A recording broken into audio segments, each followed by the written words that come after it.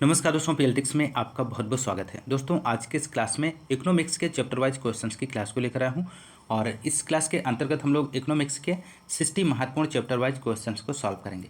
दोस्तों यदि आप हमारे चैनल पर नए हैं तो चैनल को सब्सक्राइब कीजिए, लाइक कीजिए, शेयर कीजिए। दोस्तों आप लोग क्लास को ज़्यादा से ज़्यादा लाइक और शेयर करते रहिए। दोस्तों क्वेश्चन नंबर 51 है, न्यूनतम समर्थन मूल्य का निर्धारक है, इनमें से आपको बताना है। दोस्तों तो ये राइट आंसर हो जाएगा कृषि लागत एवं मूल्य आयोग, इसका राइट जवाब बनेगा। दोस्तों अगला क्वेश्चन नंबर 52 है, किस राज्य सरकार द्वारा सबसे पहले किसानों के लिए प्रमाणित बीज पर प्रत्यक्ष लाभ हस्तांतरण की सुविधा आरंभ की गई है?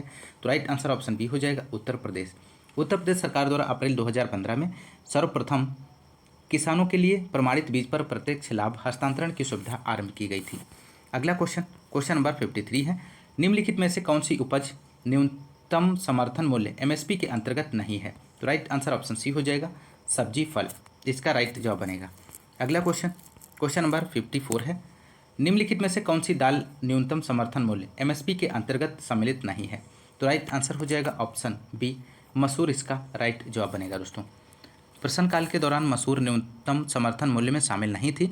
वर्तमान में यदि हम बात करें तो इसको शामिल कर लिया गया है। दोस्तों मसूर सहित अन्य रबी फसलों का न्यूनतम समर्थन मूल्य दोस्तों यहाँ पर वर्तमान में है। मसूर का समर्थन मूल्य 6000 है दोस्तों 22-23 के अकॉर्डिंग, और गेहूं का 2125 रुपये है, जौ का 1735 और चना का 5335 है, और सरसों का 5450। आप लोग ध्यान रखिएगा, न्यूनतम समर्थन मूल्य है दोस्तों ये। अगला क्वेश्चन नंबर 55, वर्ष 1965 में निम्नलिखित में से किस कृषि उपज के लिए न्यूनतम समर्थन मूल्य एमएसपी पहली बार घोषित किया गया था? तो राइट आंसर ऑप्शन सी हो जाएगा धान, इसका राइट आंसर बनेगा। दोस्तों अगला क्वेश्चन नंबर 56, इनमें से कौन सा भारत में कृषि विपणन के मुख्य दोषों में से एक नहीं है? आपको बताना है दोस्तों। तो राइट आंसर हो जाएगा ऑप्शन सी अनुकूल मंडी, इसका राइट जवाब बनेगा। अगला क्वेश्चन नंबर 57 है, आईसीएआर रैंकिंग के अनुसार 16-17 में भारत में कृषि विश्वविद्यालय की सूची में इनमें से कौन सा कृषि संस्थान शीर्ष पर है? तो यहाँ पे दोस्तों राइट आंसर बनेगा option A national dairy research institute NDRI Karnal Haryana. अगला क्वेश्चन नंबर 58 है, भारत में कई केंद्रीय सरकारी संगठन हैं जो कृषि विपणन में शामिल हैं, इनमें से कौन सा ऐसा संगठन नहीं है? तो राइट आंसर ऑप्शन डी हो जाएगा भारत के कृषि निगम। अगला क्वेश्चन नंबर 59 है, कब भारत सरकार ने किसानों को 2020 तक यूरिया सब्सिडी दी है? तो राइट आंसर ऑप्शन डी हो जाएगा 2018 तक। अगला क्वेश्चन नंबर 60 है, 2019-20 में विपणन के लिए गेहूं का न्यूनतम समर्थन मूल्य कितने रुपये प्रति क्विंटल है? तो राइट आंसर ऑप्शन डी हो जाएगा 1840 रुपये। वर्तमान में यदि हम बात करें 2023-24 के लिए गेहूं का एमएसपी कितना है? तो 2125 रुपये प्रति क्विंटल तय किया गया है। दोस्तों अगला क्वेश्चन नंबर 61 है, अधिक अन्न उपजाऊ अभियान किस वर्ष में प्रारंभ किया गया? तो राइट आंसर ऑप्शन बी हो जाएगा 1948 में। अधिक अन्न उपजाऊ अभियान वर्ष 1948 में प्रारंभ किया गया। इसका उद्देश्य किसानों के लिए बेहतर तकनीकी की व्यवस्था करना था ताकि उपज की मात्रा बढ़ाई जा सके। यह अभियान अपने लक्ष्यों को प्राप्त करने में विफल रहा। अगला क्वेश्चन नंबर 62, भारत में मुख्य नाइट्रोजन उर्वरक यूरिया के लिए सब्सिडी को एक नीति के माध्यम से विनियमित किया जाता है जिसमें इसे किसानों को प्रति टन के अधिकतम खुदरा मूल्य पर प्रदान किया जाता है। तो राइट आंसर यहाँ पे ऑप्शन डी हो जाएगा 5360, इसका राइट जवाब बनेगा। दोस्तों अगला क्वेश्चन नंबर 63 है, उच्च पैदावार वाले बीज की किस्में सोनालिका और कल्याण सोना किस फसल से संबंधित हैं? तो यहाँ पर दोस्तों राइट आंसर बनेगा ऑप्शन सी गेहूँ। सोनालिका और कल्याण सोना गेहूं से संबंधित बीज हैं जो उच्च पैदावार के लिए जाने जाते हैं। गेहूं की अन्य किस्मों की यदि हम बात करें तो मालवी 533 है, RL 213, यहाँ पे सही जवाब ऑप्शन सी हो जाएगा गेहूं। अगला क्वेश्चन नंबर 64 है, भारत सरकार के न्यूनतम समर्थन मूल्य के अंतर्गत कितनी फसलें शामिल की जाती हैं? मोस्ट इंपोर्टेंट प्रश्न है दोस्तों। तो राइट आंसर हो जाएगा ऑप्शन सी 24, इसका सही जवाब बनेगा। वर्तमान में कुल 24 फसलों के लिए एमएसपी की घोषणा की जाती है जिसमें 7 प्रकार के अनाज हैं, 5 प्रकार की दालें हैं और 8 तिलहन और 4 व्यावसायिक फसलें शामिल हैं। दोस्तों अगला क्वेश्चन नंबर 65 है, पूसा हाइब्रिड 4 किसकी संकर प्रजाति है, आपको बताना है दोस्तों। तो राइट आंसर ऑप्शन बी हो जाएगा टमाटर। भारतीय कृषि अनुसंधान संस्थान नई दिल्ली के वैज्ञानिकों ने टमाटर की एक नई किस्म पूसा हाइब्रिड 4 विकसित की है। यह संकर प्रजाति पश्चिमी भारत के लिए उपयुक्त है। इस प्रजाति के 1 हेक्टेयर में रोपाई के लिए लगभग 100 से 150 ग्राम बीज पर्याप्त होता है। अगला क्वेश्चन, क्वेश्चन नंबर 66 है। यदि उपयोग इस्तेमाल की दर प्रति हेक्टेयर 3 किलोग्राम कीटनाशक है तो 0.4 हेक्टेयर में छिड़काव करने के लिए सिमजीन 80% WP की कितनी मात्रा की आवश्यकता होगी। तो राइट आंसर यहाँ पे हो जाएगा ऑप्शन सी 1.5 kg। इसका सही जवाब बनेगा दोस्तों। अगला क्वेश्चन, क्वेश्चन नंबर 67 है। छिड़काव किए जाने वाले द्रव की सांद्रता की गणना करें जब 1.51 मोनोक्रोटोफास 36 AC को इतने का छिड़काव द्रव बनाकर 2 हेक्टेयर मिर्च की फसल में उपयोग किया जाता है। तो राइट जवाब बनेगा दोस्तों ऑप्शन बी 0.05%। इसका राइट आंसर बनेगा। अगला क्वेश्चन, क्वेश्चन नंबर 68 है। गन्ने के मामले में रोपण सामग्री कहाँ से प्राप्त होती है। तो राइट आंसर हो जाएगा ऑप्शन सी गन्ने का ऊपरी 1/3 भाग। अगला क्वेश्चन, क्वेश्चन नंबर 69। मार्च 2018 में भारत सरकार ने 2020 तक किसानों की यूरिया सब्सिडी बढ़ा दी। इस पहल का उद्देश्य क्या था। तो राइट आंसर यहाँ पे बनेगा दोस्तों ऑप्शन बी वैधानिक नियंत्रित कीमतों पर यूरिया की पर्याप्त आपूर्ति सुनिश्चित करना। अगला क्वेश्चन, क्वेश्चन नंबर 70 है। भारत द्वारा निर्यात की जाने वाली शीर्ष 5 वस्तुओं में से कौन से 2 कृषि उत्पाद हैं। तो राइट आंसर ऑप्शन सी हो जाएगा चावल और चीनी। इसका राइट जवाब बनेगा दोस्तों। प्रश्न काल के संदर्भ में दिए गए प्रश्न का सही उत्तर विकल्प सी है दोस्तों। भारत विश्व में अनाज के सबसे बड़े उत्पादक तथा निर्यातक देशों में शीर्ष पर है। भारत द्वारा सबसे अधिक मात्रा में निर्यात किया जाने वाले अनाज गेहूं एवं चावल हैं। अगला क्वेश्चन, क्वेश्चन नंबर 71 है। भारत की जनसंख्या का कितना प्रतिशत रोजगार के लिए कृषि क्षेत्र पर निर्भर है। तो राइट आंसर ऑप्शन ए हो जाएगा 45 से 55%। अगला क्वेश्चन, क्वेश्चन नंबर 72 है। किसान क्रेडिट कार्ड योजना किस वर्ष लागू की गई। तो राइट जवाब बनेगा ऑप्शन बी 1998 से 1999। अगला क्वेश्चन, क्वेश्चन नंबर 73 है यहाँ पर दोस्तों। खाद्यान्नों का न्यूनतम समर्थन मूल्य प्रतिवर्ष कौन घोषित करता है। तो राइट आंसर हो जाएगा ऑप्शन सी कृषि लागत एवं मूल्य आयोग। अगला क्वेश्चन, क्वेश्चन नंबर 74 है। गेहूं का न्यूनतम समर्थन मूल्य है। तो राइट आंसर हो जाएगा दोस्तों यहाँ पर प्रश्नकाल के समय 2015-16 में गेहूं का न्यूनतम समर्थन मूल्य 1450 रुपये प्रति कुंटल था। वर्तमान में गेहूं का समर्थन मूल्य 2125 रुपये प्रति कुंटल है दोस्तों। अगला क्वेश्चन, क्वेश्चन नंबर 75। भारतीय खाद्य निगम की स्थापना कब हुई थी। तो राइट आंसर हो जाएगा दोस्तों ऑप्शन बी 14 जनवरी 1965 को। नेक्स्ट क्वेश्चन, क्वेश्चन नंबर 76 है। आर्थिक नियोजन तथा पंचवर्षीय योजनाएं से संबंधित। Question number 76।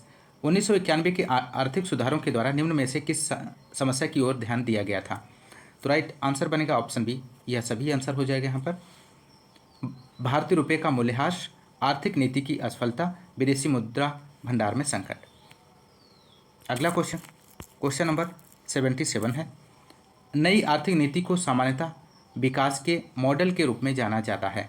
तो राइट आंसर ऑप्शन सी हो जाएगा LPG के मॉडल के रूप में जाना जाता है। नई आर्थिक नीति का सामान्यतः विकास के LPG मॉडल के रूप में जाना जाता है। नई आर्थिक नीति का तात्पर्य भारतीय अर्थव्यवस्था को संकट से उबारने के लिए 1991 में अपनाई गई नीतियों से है। इस समय प्रधानमंत्री PV नरसिम्हा राव तथा वित्त मंत्री डॉक्टर मनमोहन सिंह थे दोस्तों 1991 में दोस्तों, आप लोग ध्यान रखिएगा। अगला क्वेश्चन, क्वेश्चन नंबर 78 है। 1991 में नई आर्थिक नीति के तहत उदारीकरण और निजीकरण की पहल का प्राथमिक परिणाम निम्नलिखित में से कौन सा था। तो राइट आंसर हो जाएगा ऑप्शन सी वैश्वीकरण। इसका राइट जवाब बनेगा दोस्तों। अगला क्वेश्चन, क्वेश्चन नंबर 79। निम्नलिखित में से किस राज्य को हरित क्रांति के लिए भारत में आरंभ स्थल के रूप में चुना गया था। तो राइट आंसर ऑप्शन ए हो जाएगा पंजाब। हरित क्रांति को 1960 के दशक में नॉर्मन बोरलॉग द्वारा शुरू किया गया था और इन्हें विश्व में हरित क्रांति के जनक के रूप में जाना जाता है। हरित क्रांति के परिणाम स्वरूप खाद्यान्न के उत्पादों में भारी वृद्धि हुई। हरित क्रांति के लिए भारत में प्रारंभ स्थल के रूप में पंजाब, हरियाणा तथा पश्चिमी उत्तर प्रदेश को चुना गया था दोस्तों। भारत में हरित क्रांति की शुरुआत वर्ष 1966 से 66 से 1967 में की गई थी। भारत में हरित क्रांति का नेतृत्व मुख्य रूप से एम.एस. स्वामीनाथन द्वारा किया गया था। इन्हें भारत में हरित क्रांति का जनक के रूप में जाना जाता है। अगला क्वेश्चन नंबर 80 है, यहाँ पे आपको फिल करना है। योजना आयोग के अंतिम उपाध्यक्ष थे, तो राइट आंसर ऑप्शन ए हो जाएगा, श्री मोंटेक सिंह अहलूवालिया योजना आयोग के अंतिम उपाध्यक्ष थे। अगला क्वेश्चन नंबर 81 है, भारत की पंचवर्षीय योजनाओं को अंतिम स्वीकृत निम्नलिखित में से किसके द्वारा दी गई थी, तो राइट आंसर हो जाएगा ऑप्शन सी, राष्ट्रीय विकास परिषद, इसका राइट आंसर बनेगा दोस्तों। अगला क्वेश्चन नंबर 82 है, निम्नलिखित में से कौन सा हरित क्रांति की रणनीति का हिस्सा था, तो राइट आंसर ऑप्शन डी हो जाएगा, यह सभी इसका सही जवाब बनेगा दोस्तों। अगला क्वेश्चन नंबर 83 है, भारत की पंचवर्षीय योजना प्रणाली को रूस से अपनाया गया था, उस रूसी नेता का क्या नाम है जिसने पहली बार रूस में पंचवर्षीय योजना के दृष्टिकोण को लागू किया था, तो राइट आंसर बनेगा दोस्तों ऑप्शन बी, इसका राइट आंसर हो जाएगा जोसेफ स्टालिन। अगला क्वेश्चन नंबर 84 है, वर्तमान में भारत में कौन सी पंचवर्षीय योजना लागू है, तो राइट आंसर हो जाएगा यहाँ पर ऑप्शन डी, 12वीं पंचवर्षीय योजना लागू है दोस्तों। अगला क्वेश्चन नंबर 85, भारत की 12वीं पंचवर्षीय योजना का मुख्य उद्देश्य क्या था, तो राइट आंसर हो जाएगा ऑप्शन डी, तेज, सतत और अधिक सम्मिलित विकास। अगला क्वेश्चन नंबर 86 है दोस्तों, गरीबी हटाओ का नारा किस पंचवर्षीय योजना काल में दिया गया था, तो राइट आंसर हो जाएगा छठी पंचवर्षीय योजना 1980-85 निवेश मॉडल पर आधारित थी। इस योजना के दौरान गरीबी हटाओ का नारा दिया गया था। अगला क्वेश्चन नंबर 87 है, 1991 की नई उदार आर्थिक नीति के परिचय के साथ भारतीय अर्थव्यवस्था ने इसके अलावा निम्नलिखित सभी के माध्यम से मौजूदा आर्थिक समस्याओं को संबंधित किया है, तो राइट आंसर यहाँ पे ऑप्शन ए हो जाएगा, औद्योगिकरण। अगला क्वेश्चन नंबर अगला है 88, मुद्रा एवं बैंकिंग से संबंधित। क्वेश्चन नंबर 88 यहाँ पे आपको फिल करना है, कृषि तथा ग्रामीण क्षेत्रों को वित्त पोषण करने वाली एक केंद्रीय या शीर्ष संस्था है, इनमें से कौन सी है, तो यहाँ पर राइट आंसर बनेगा दोस्तों ऑप्शन सी, नाबार्ड, इसका राइट आंसर बनेगा। नाबार्ड की स्थापना की यदि हम बात करें तो 12 जुलाई 1982, आप लोग ध्यान रखिएगा, 12 जुलाई 1982 में नाबार्ड की स्थापना की गई थी। अगला क्वेश्चन नंबर 89 है, निम्नलिखित में से किस अधिनियम ने बैंकों के राष्ट्रीयकरण के लिए शर्तें निर्धारित की हैं, तो राइट आंसर ऑप्शन ए हो जाएगा, बैंकिंग कंपनियां और अधिनियम 1970, यहाँ पे ऑप्शन ए राइट जवाब बनेगा। अगला क्वेश्चन नंबर 90 है, 1969 में कितने प्रमुख निजी बैंकों का राष्ट्रीयकरण किया गया था, तो राइट आंसर यहाँ पे हो जाएगा दोस्तों 19 जुलाई 1969 को 14 बड़े व्यावसायिक बैंकों व 15 अप्रैल 1980 को 6 अन्य अनुसूचित बैंकों का राष्ट्रीयकरण किया गया था। अनुसूचित बैंक ऐसा बैंक है जो रिजर्व बैंक ऑफ इंडिया की दूसरी अनुसूची में शामिल है। वर्तमान समय में भारत में सार्वजनिक अथवा राष्ट्रीयकृत बैंकों की कुल संख्या 12 है। आयोग ने यहाँ पर इसका जो आंसर माना है वो इनमें से कोई नहीं माना है दोस्तों, तो राइट आंसर यहाँ पे ए इसका जवाब होगा, इनमें से कोई नहीं। अगला क्वेश्चन नंबर अगला है 91, निम्नलिखित में से कौन एक वाणिज्यिक बैंक नहीं है, आपको बताना है दोस्तों, तो राइट आंसर हो जाएगा यहाँ पर ऑप्शन डी, सिडबी इसका राइट जवाब बनेगा। भारतीय लघु उद्योग विकास बैंक वाणिज्यिक बैंक नहीं है दोस्तों, यह भारत की स्वतंत्र वित्तीय संस्था है। इसका उद्देश्य देश में सूक्ष्म एवं लघु उद्योग को आर्थिक सहायता उपलब्ध कराना है दोस्तों। अगला क्वेश्चन नंबर 92 है, निम्नलिखित में से कौन सी संस्था भारत में मौद्रिक नीति बनाती है, तो राइट आंसर ऑप्शन बी हो जाएगा, आरबीआई, इसका राइट जवाब बनेगा दोस्तों। क्वेश्चन नंबर 93 है, 100 रुपये का नोट किसके द्वारा हस्ताक्षरित होता है, तो राइट आंसर ऑप्शन ए हो जाएगा, आरबीआई गवर्नर। अगला क्वेश्चन नंबर 94, यदि आरबीआई नगद कोषानुपात को घटा दे तो साख सृजन पर क्या असर होगा, तो राइट आंसर ऑप्शन सी हो जाएगा, बढ़ जाएगी। क्वेश्चन नंबर 95 है, बैंक दर का अर्थ है इनमें से कौन सा है, तो राइट आंसर ऑप्शन डी हो जाएगा, देश के केंद्रीय बैंक द्वारा ली जाने वाली आधिकारिक ब्याज दर। क्वेश्चन नंबर 96, 10 रुपये के नोट पर किसका हस्ताक्षर होता है, तो राइट आंसर ऑप्शन सी हो जाएगा, आरबीआई गवर्नर का। अगला क्वेश्चन नंबर 97 है, निम्न में से बैंक और उसके उद्देश्य का कौन सा संयोजन सही है, तो राइट आंसर ऑप्शन ए हो जाएगा, आरआरबी कृषि अर्थ प्रबंधन। अगला क्वेश्चन नंबर 98 है दोस्तों, भारत में इनमें से कौन सा बैंक सार्वजनिक क्षेत्र का बैंक नहीं है? तो राइट आंसर हो जाएगा option D, federal bank limited. Question number 99 है, भारत में निम्नलिखित में से किस बैंक ने सर्वप्रथम इंटरनेट बैंकिंग सेवाओं की पेशकश की थी? तो राइट आंसर ऑप्शन सी हो जाएगा, ICICI बैंक इसका राइट जवाब बनेगा दोस्तों।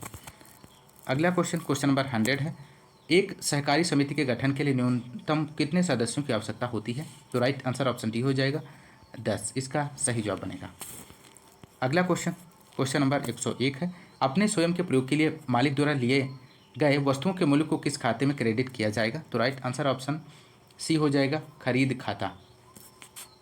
अगला क्वेश्चन नंबर 102 है, आयात निर्यात बैंक स्थापित हुआ था?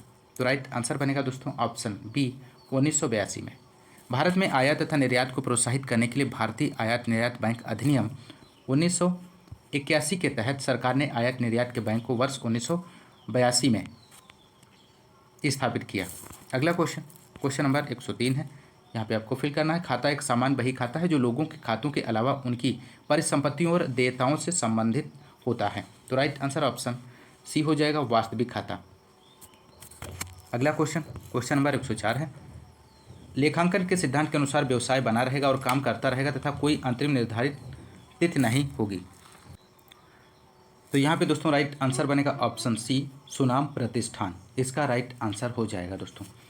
अगला क्वेश्चन नंबर 105 है, भारत में सार्वजनिक क्षेत्र के बैंकों में सबसे बड़ा बैंक कौन सा है? तो राइट आंसर ऑप्शन सी हो जाएगा, state bank of India. Bharat में सार्वजनिक क्षेत्र के बैंकों में भारतीय स्टेट बैंक समूह सबसे बड़ा है दोस्तों।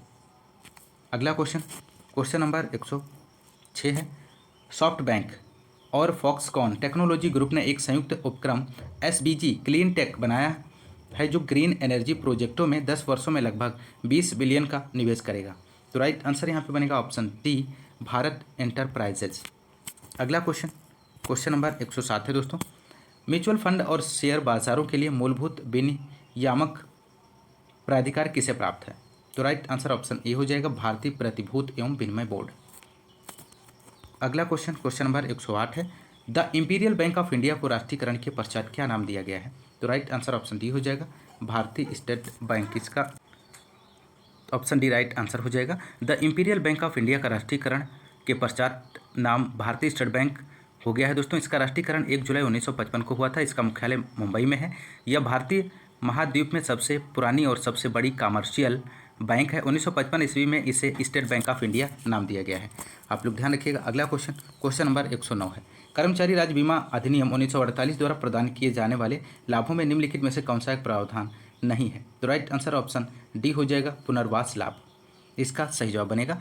कर्मचारी राज्य बीमा अधिनियम 19 अप्रैल 1948 को लाया गया, जिससे सेवा क्षेत्र में लगे कर्मचारियों को लाभ दिया गया, जिसमें विकलांग लाभ, मातृत्व लाभ, अंतिम संस्कार का लाभ, नौकरी के दौरान घायल होने पर बीमा होने पर लाभ दिए जाने के प्रावधान थे, परंतु पुनर्वास लाभ का प्रावधान नहीं दिया गया है दोस्तों। अगला क्वेश्चन नंबर 110, भारत में कृषि और संबंधित क्रियाकलापों को निम्नलिखित किसके द्वारा सबसे अधिक उधार प्रदान किया गया है? तो राइट आंसर यहाँ पे बनेगा ऑप्शन बी, वाणिज्य बैंक इसका राइट आंसर हो जाएगा। भारत में कृषि और संबंधित क्रियाकलापों को वाणिज्यिक बैंकों द्वारा सबसे अधिक ऋण दिया जाता है। इन सबको ऋण नाबार्ड बैंक देती है। नाबार्ड सीधे खाते नहीं खोलती तथा बैंकों के माध्यम से लोगों को ऋण देती है। सबसे ज़्यादा ऋण वाणिज्यिक बैंक ने, तत्पश्चात सहकारी बैंक ने दिए हैं। तो राइट आंसर ऑप्शन बी हो जाएगा। दोस्तों यदि आपको क्लास पसंद आ रही है तो क्लास को ज़्यादा से ज़्यादा लाइक और शेयर करते ही दोस्तों अपना सपोर्ट बनाए रखिए। दोस्तों आज की इस क्लास में बस इतना ही। मिलते हैं नेक्स्ट क्लास में, तब तक के लिए नमस्कार, जय हिंद, धन्यवाद।